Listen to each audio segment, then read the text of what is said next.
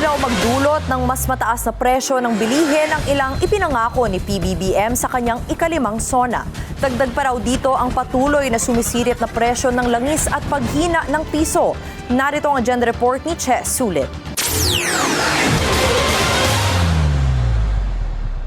Posibleng magpataas ng inflation ang mga pulisiyang inilatag ni PBBM sa kanyang State of the Nation address ayon sa Bangko Sentral ng Pilipinas. Kasama riyan ang pagpapalawig ng tax exemption sa mga kumikita ng hindi lalagpas ng 350,000 pesos kada taon. Ayon kay BSP Governor Ellie Remolona Jr., masinsinang pag-aaral ang kanilang gagawin para sukatin ang epekto ng mga isinusulong na reforma. Hindi pa rin kasi humuhupa ang tensyon sa gitnang silangan, kaya patuloy na sumisirit ang presyo ng langis at iba pang serbisyo at bilihin. Pangamba ni Remolona, posibleng mararamdaman ang inflationary pressure sa ekonomiya sa 2027 at potentially magkakaroon ng spillover effects hanggang 2028.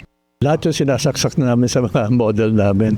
But the usual, the price of rice goes up or the price of oil goes up. Those things in themselves, you can just stick them into the models. But the associated uncertainty, the associated effect on confidence, kailangan pa namin ayusin yun.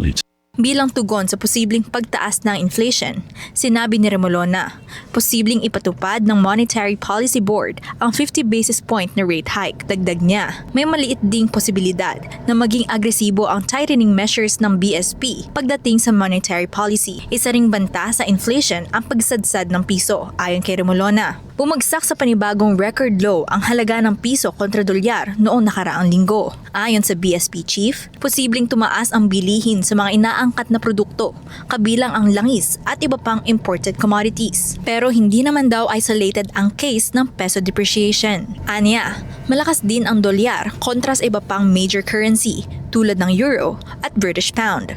When it's a strong dollar, we limit intervention to just to maintain orderly markets.